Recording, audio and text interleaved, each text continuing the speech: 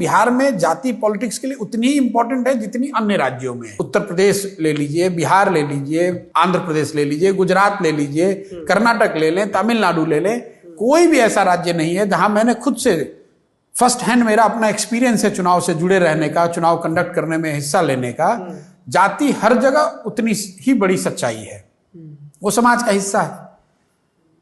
लेकिन सिर्फ जाति के आधार पर ही वोट हो ऐसी बात नहीं है।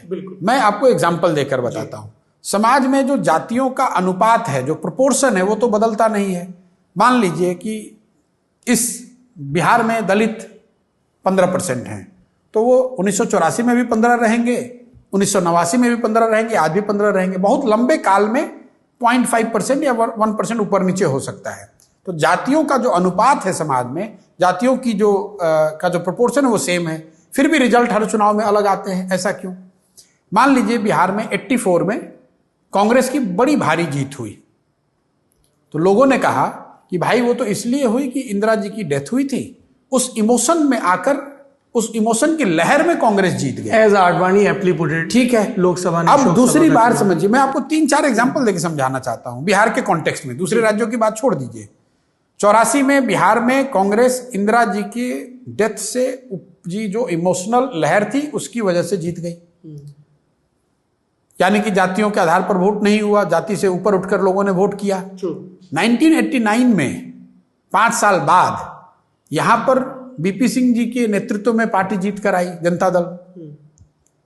उस समय एक नैरेटिव बना बोफोर्स के खिलाफ, anti corruption, BP Singh ji के लिए नारा कि राजा नहीं फकीर है, देश की तकदीर है। उस नैरेटिव के आधार पर लोगों ने कहा 89 क्यों जीत गया बीपी सिंह जी? इसलिए कि भाई उनकी लहर थी, एंटी बोफोर्स का लहर था। 2014 में, अब मैं आपको आगे बढ़ाता हूं, 2014 में इसी बिहार में भाजपा मोदी जी के नेतृत्व में जीतकर आ गई। अब अगर आप इन तीनों पार्टियों के लीडर्स को देखें, 84 में कांग्रेस के लीडर राजीव गांधी थे, उनकी जाति के कितने लोग बिहार में रहते हैं 2084 में? बीपी सिंह की जाति के कितने लोग 89 में थे? और मोदी जी की जाति के कितने लोग 14 में थे? ये आपको क्या दिखाता है?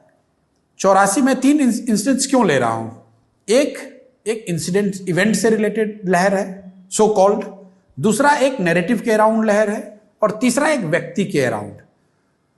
तो अगर कोई इवेंट, कोई नैरेटिव या कोई चेहरा लोगों के इमेजिनेशन को कैप्चर कर जाए, कैप्चर कर ले, उनका भरोसा जीत ले, तो समाज में वो ताकत है कि वो जातियों से ऊपर उठकर वोट करता है।